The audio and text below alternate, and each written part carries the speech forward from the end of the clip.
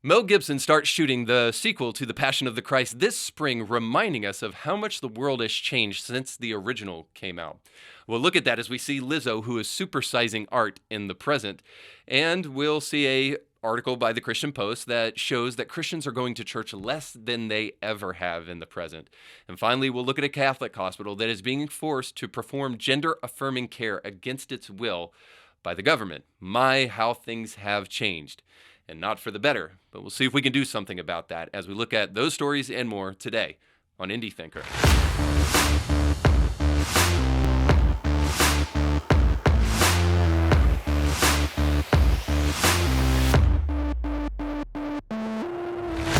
Today's show is sponsored by our friends over at Element Home Loans. Now, I know what you were thinking to yourself, and you probably said to yourself, I can't purchase a home. Interest rates are way too high.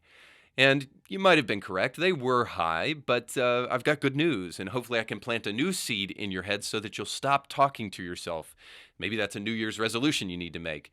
And that thought is that interest rates are going back down, and it's projected that by March we'll be back down to the fives, and that's close to pre-pandemic levels. So now is a great time to go ahead and get pre-approved for a home loan so that you can lock in a great rate and at least start your home shopping knowing what kind of buying power you have. And I can't think of a better company on the planet than Element Home Loans to help you in that endeavor. Not only are they going to give you great customer service, but they're going to deal with you honestly. No gimmicks, no tricks, just straight up good customer service. So you need to go to kevinblairteam.com right now to see how they can help you and to get pre-qualified for a home.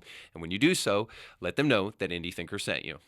Welcome to the show. Don't forget to like, share, and subscribe. Today, we are taking a walk down memory lane, and we're going to perform a little bit of nostalgia, knowing that nostalgia is somewhat flawed because we are older now and only thinking back on times that we might not totally remember, for those of you who are having memory issues already.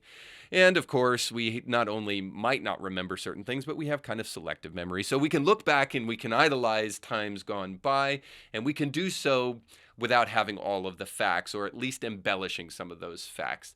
But yet, it's also important to remember the past because of the age-old saying that you should remember the past or you'll be destined to repeat it. So I want to take us down a walk down memory lane all the way back to 2004, almost 20 years ago, when The Passion of the Christ first came out. If you can remember that far back, depending upon how old you are, it was a splendid time. Ryan Seacrest just took over for Casey Kasem and was the face and the voice of America, according to some people, not me.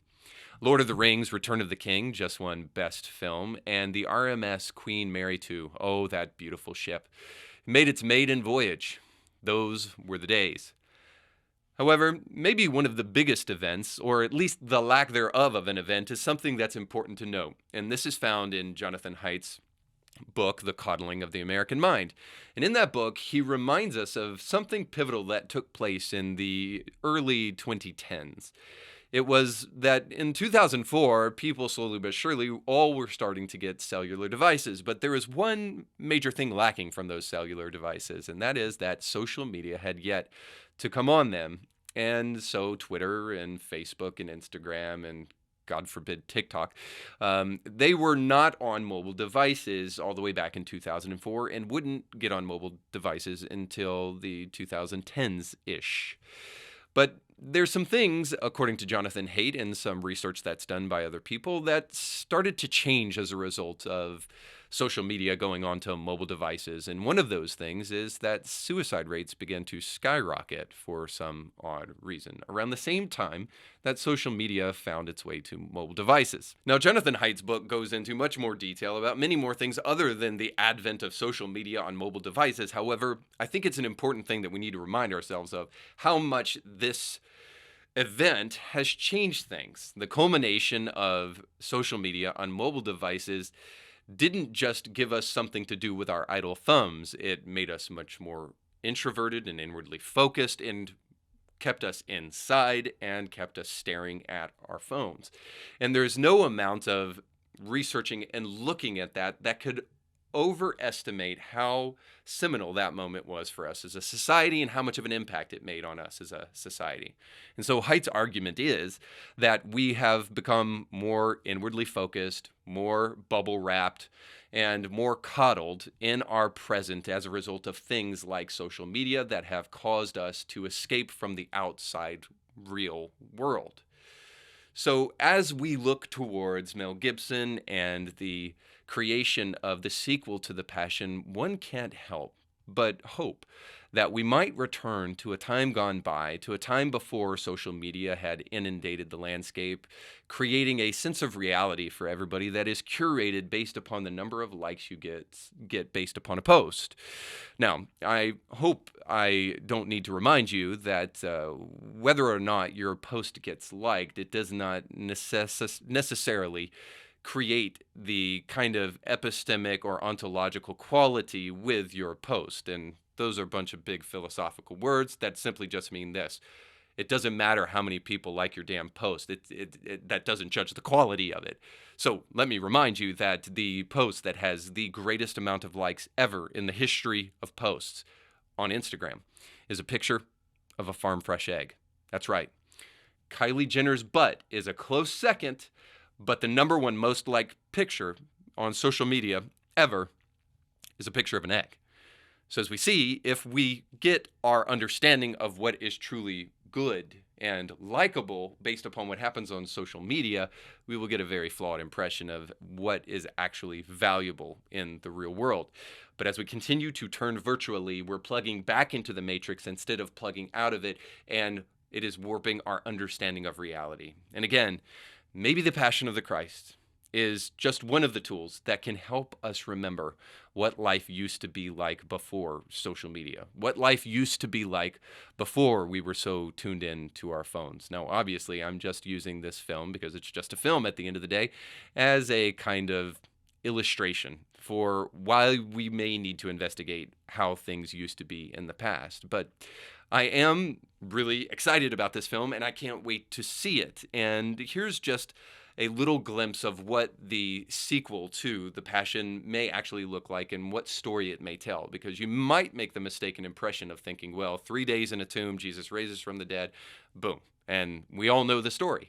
However, Mel Gibson has the flair for storytelling, and the story might easily be underestimated because there's certainly more to it. So I want to show you this clip where Mel Gibson discusses with Stephen Colbert what is going to be in the sequel. Now, I'll go ahead and give you a disclaimer before you watch this. This is the most interesting thing that has been on The Late Show with Colbert since it started. So please don't ever go to The Colbert Show expecting you'll find quality content like this again, because it hasn't happened before or it hasn't happened since. But here's Mel Gibson on The Colbert Show talking about The Passion of the Christ. I hear, but it probably haven't started yet, called The Resurrection. It's a sequel to The Passion of the Christ. Is that true? It's probably about 3 years off because it's a big subject. Yeah, I've read the book. Yeah. I know how it ends. I know how it ends. You know how it begins. Yeah. Well, how do you tell the story of the resurrection? Because there's not as much, and I don't mean this to say this in a flippant way, but there isn't action. I mean, every Good Friday, we act out the Passion. You know the story, you know the parts, you're waiting for, various people to come on. But how do you tell the story of the resurrection? It's a single event and then a revelation to the people in the upper room. Well, it's more than a single event, it's an amazing event, and to underpin that with the things that around it is really the story, to sort of enlighten what that means. And it's not just about the event, it's not some kind of chronological telling of just that event. That could be boring, and you think, well, we read that. I don't know if it'd be boring. I mean, God becomes man and rises from the dead. Well, never going to be a snoozer. No. Okay. But it's predictable in that, okay, now we know what happens, and this happens, and this happens, and this happens, but what are the other things around it that happen? Who's the bad guy? Is it Thomas, who doubts that Christ is risen? No. No? No bad guys? Well, there are. Yeah? They're in another realm. Oh, another realm. Sure, you're going all over the place. What happened in 3 days? He descended into hell, rose from the dead. Yeah, exactly. Tore the gates of Dis off their iron hinges. That's sure, yeah, exactly. That stuff.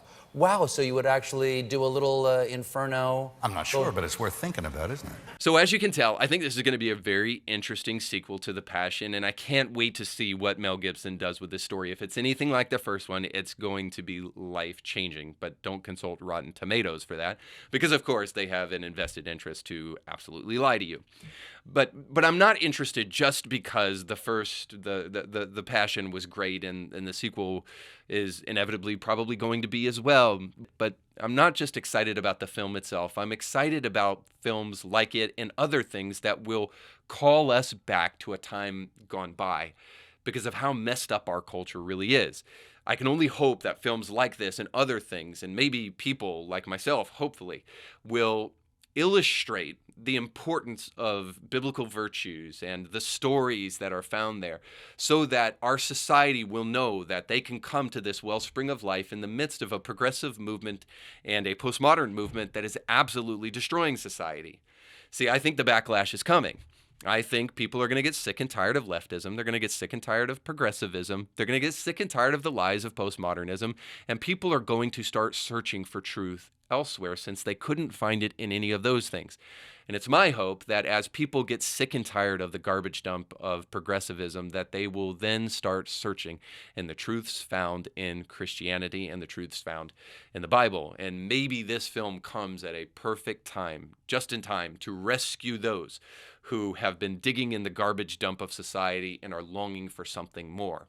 That's the hope anyway. So here's why we need to reacquaint ourselves. Suicide rates are skyrocketing. Purposelessness is abounding, and people are trying to search for it in the most ridiculous places.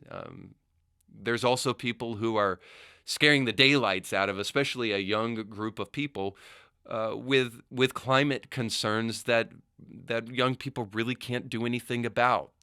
All of this is a recipe for frustration and worse. So maybe, just maybe, The Passion will bring us back to a time gone by and to a God we said goodbye to. Because as we'll see in our top stories today, we desperately need to reacquaint ourselves with Him.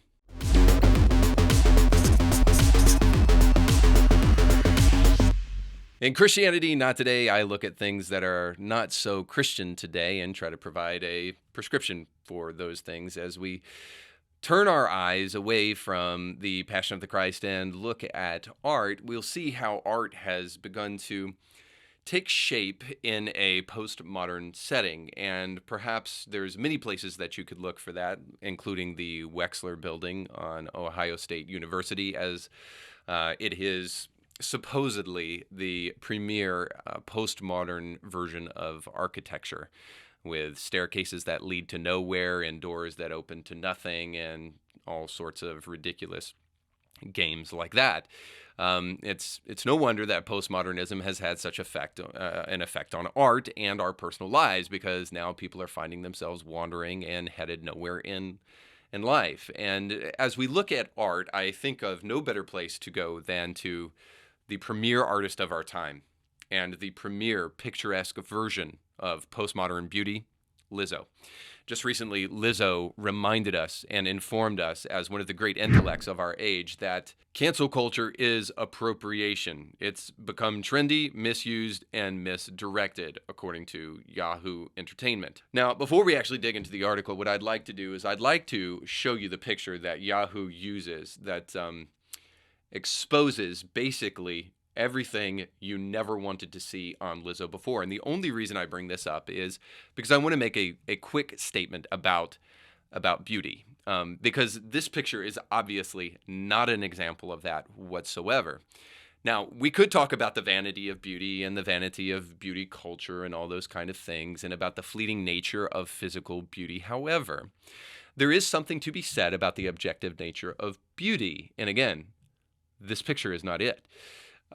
There is an objective nature to it, which is why the vast majority of pop stars in the past, or singers in the past, have been incredibly talented vocalists. Lizzo was one of those, by the way. She's a very talented musician. She just consistently wishes to trot around wearing as little as possible, being morbidly obese, which is not beautiful. See, we've slowly but surely started to tell people in society today that we can value that which is not beautiful because we can redefine beauty by our own standards. Now, the problem with this is that when you say something is beautiful that is grotesque, it is dangerous. See, suicide isn't beautiful, as many artists and painters and so on and so forth in the past have tried to make it so. Those poets or whoever who committed suicide and tried to make us think that death could be beautiful if they just killed themselves in the right way all failed. But the glamorization of suicide is an incredibly dangerous thing. And in the same way, the glamorization of morbid obesity is a horrible thing, and there's nothing beautiful about it. The only beautiful thing about it would be a diet, and I don't see that coming anytime soon because we're supposed to embrace Lizzo as beautiful even though she is not.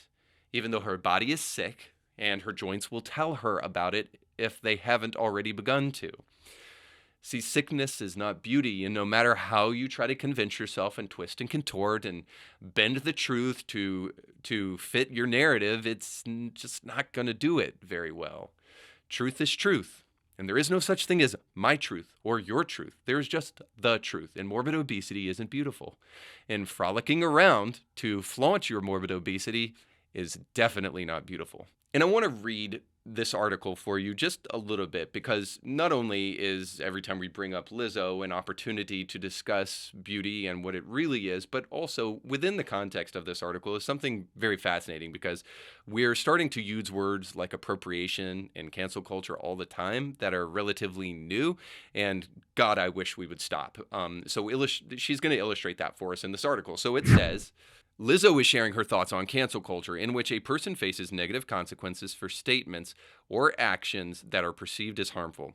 In a tweet posted on Sunday, the Grammy winner argued that the practice of canceling others has become trendy, misused, and misdirected, overshadowing more serious issues and real outrage in the process. Now, let me just stop right there and just say, for sure, the outrage mob, the cancel culture mob, is definitely not concerned with truth and not concerned with real issues.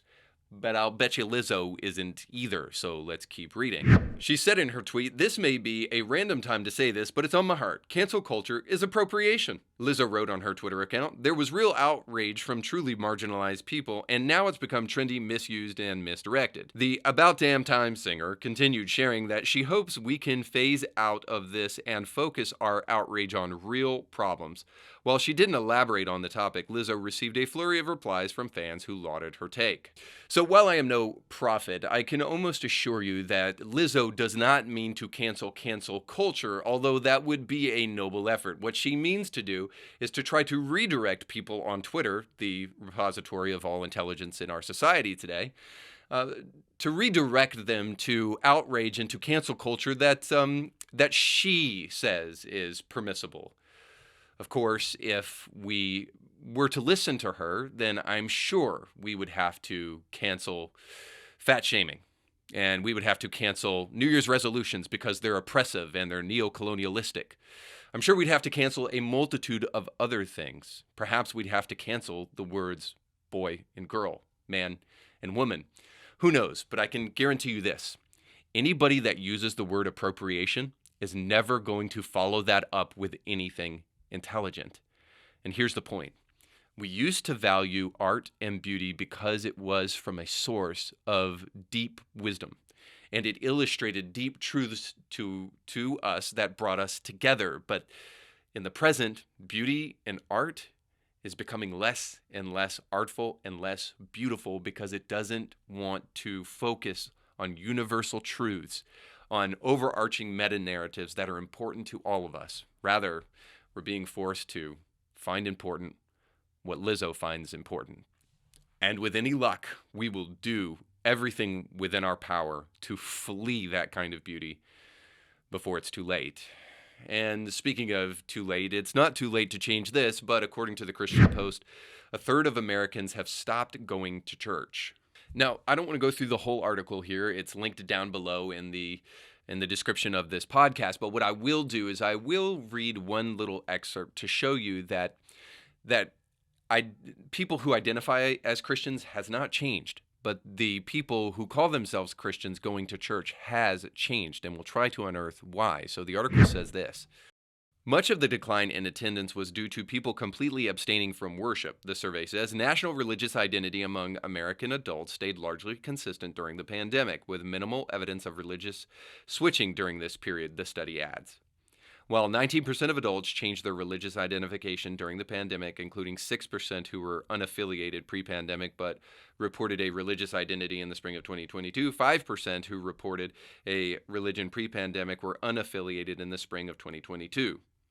And last November, Lifeway Research released the results of a phone survey of 1,000 Protestant pastors conducted from September 6th through September 30th, 2022, which showed while churches were resuming the majority of their in-person services, on average attendance at their churches in August 2022 was 85% of their Sunday attendance levels in January 2020. So if 85% of the vast majority of churches or more have returned, where did that other 15% go? Well, I can only imagine that 15% were sent a very loud and clear message by many pastors during the pandemic, and that is this, is that we are willing to press pause because of the government, that we are willing to let the government encroach upon us so much that we will do what they say. Now, early on in the pandemic, totally get it. Most pastors wanted to be compassionate, wanted to take care, and they didn't know. But also, not so much beyond early on in the pandemic, it was very clear that the government was going to open up liquor stores, but they were not going to open up or allow Christian churches to open up. That, especially in places like California, you would have heavy restrictions that made sure that you didn't do any of the things that you typically do in a church service. Churches and pastors were micromanaged by Gavin Newsom, which is one of the reasons that he was recalled. Now, unfortunately, that effort was thwarted by a bunch of people who will vote blue even if their house is on fire and was lit on fire by the person that they're voting for. It still doesn't deny the fact that part of the blame is not to people like Gavin Newsom and Mayor Garcetti. It's to people like those who were in pulpits, who not only allowed the government to tell them what to do, but allowed fear to dictate a message to their congregation far and wide. And here's the message we sent. We sent the message that church is unessential. That not only do we agree with the government, but even when we are allowed to have in-person services, we are going to bend over backwards to make sure that you are catered to. Now, I don't want to overthink here because that's typically not my problem. And I suffer from other issues, but overthinking not one of them. But not only is it communicating that church isn't essential, but it's also communicating something vitally important, that the church is beholden to an entity other than the truth, that the church holds Scripture in such low regard that the assembling of ourselves and making sure that that is common is not as important as making sure that you feel safe. Is it possible that the seeker-sensitive movement, that the pop culture Christian movement of the present is more man-centered than we ever imagined, and COVID revealed that to us? If that's true, the churches who were quick to repent from that were the ones that were able to gather people quicker than the ones who are now hemorrhaging members. So I think it's actually a good thing in a way that this is happening to the church, because it's a reminder to us that if we don't get back to the truth, we have nothing to bring people to. If we don't get back to the truth, why should they come in the first place? If we're willing to communicate to them that the truth is so incidental to what we do on a regular basis that we will make sure you're comfortable and the truth can come second, then ultimately, whether we agree with this or not, you are communicating to a large group of people, we are not necessary. And by the way, this is important more and more as our society careens off of the edge like Thelma and Louise, going closer and closer to our death. There are going to be people who are hungry for the kind of things that the church has to offer, as long as we are offering it. There are going to be people who are craving an institution who will tell them the truth and not just pander and not just cater to their every whim. They get that enough in society. They don't need a pastor who is welcoming and affirming. They need a pastor who will tell them the truth. And as the progressive movement continues to chew people up and spit them out, those people are going to start wandering our culture looking for an oasis in the midst of all of the dumpster fires all around. And I hope that they can find that in the church.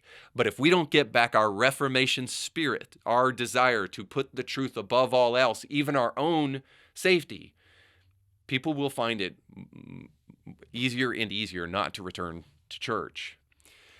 And if we don't find that same courage, we'll find that the government finds it easier and easier to push us around, as we'll see in our final story. Because according to the Christian Post, a Catholic hospital can't refuse to remove the uterus of a trans-identified patient, a judge ruled. A federal court ruled the University of Maryland St. Joseph Medical Center broke the law by refusing to remove the uterus of a trans-identified patient due to the religious beliefs of the institution, which is committed to Catholic principles while also being a part of the public medical system. So let me just get this straight.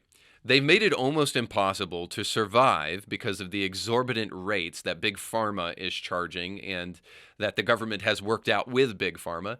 They made it almost impossible to exist as a medical institution outside of the U.S. medical system. And then, by being a part of that U.S. medical system, the government can then therefore demand that you remove the uterus from a perfectly healthy woman because she tells you she's a man. So that's where we're at as a society today. Now, this is not a person who needed a hysterectomy. This is not a person who had some type of cancerous tumor or some issue that necessitated this surgery. This is a person who had some type of gender dysphoric or social contagion affecting their brain, making them think that they are a man, and wanted this Catholic hospital to remove their uterus, her uterus. So there's no mistake.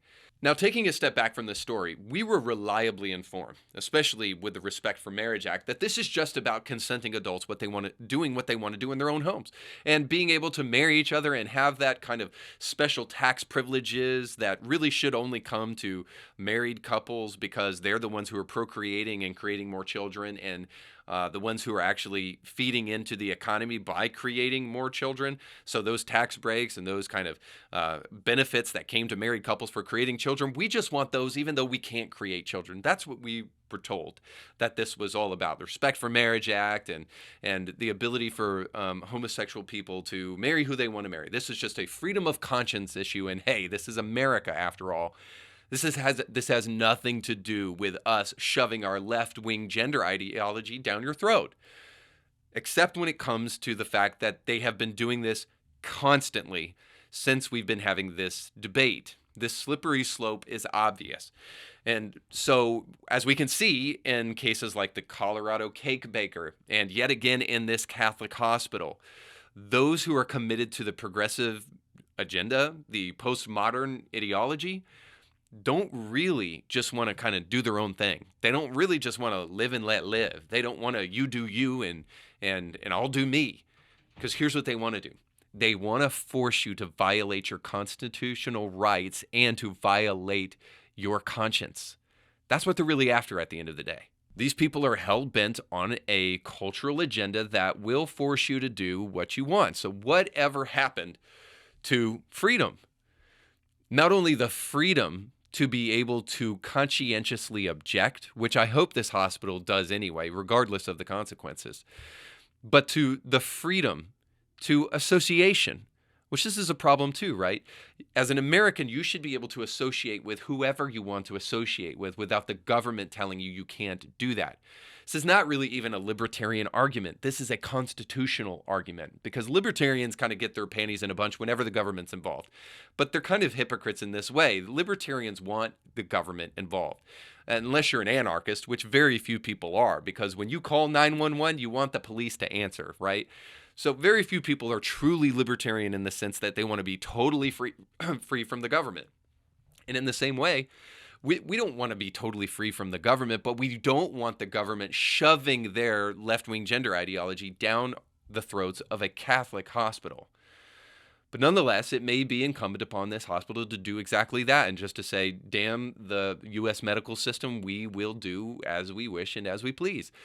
I don't know the implications of that, but I do know the implications of a society that consistently lets the government tell them what to do when it concerns health. But seeing this in all the stories that we've covered today is enough to make you wish that we lived in a time where before we started talking about gender affirming care, before we told people that all of their issues could be solved with a surgeon's knife. And so it leaves us asking the question, what in the world is going on? Why is all of this happening, and what can we do about it? See, I think this is why. Christianity is the greatest threat against totalitarianism, and the totalitarians of our age know it, so they try to remove it as much as possible so that you'll be way more susceptible to their lies. And that's the point. They want to make us so desperate that we will look to them for the solution. Now, most scholars believe this is exactly what happened with Hitler in Germany, that the crushing weight of World War I left Germans so desperate for answers, so desperate that they would even look to a madman. So tell me that's not the prescription for the modern progressive that thinks a man can get pregnant. See, Marx said this. He said, religion is the sigh of the oppressed creature, the heart of a heartless world, and the soul of soulless conditions. It is the opium of the people. And the abolition of religion as the illusory happiness of the people is the demand for their real happiness. In other words, if you get rid of religion, you'll make people truly happy, but religion will never make them happy. So let me ask you a question for those of you who have abided by this prescription. How you doing? How has the removal of religion, the removal of Christianity, the removal of belief in God actually helped you? Suicide rates are soaring, and parentless single-parent homes are arising in number.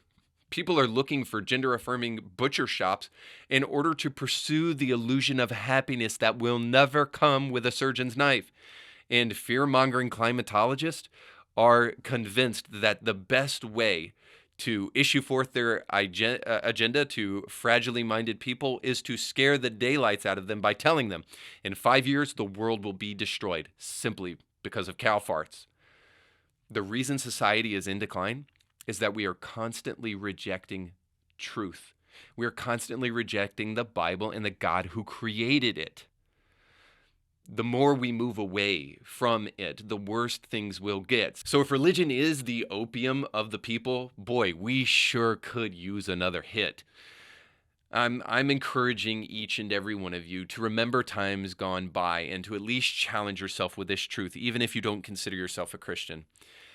Were things better in the past than they are now, at least just in terms of the way in which we treated each other, the way in which culture is, and the way in which our society, the direction it was headed? If you find that we're in societal decline, it's time we started being really super honest with ourselves.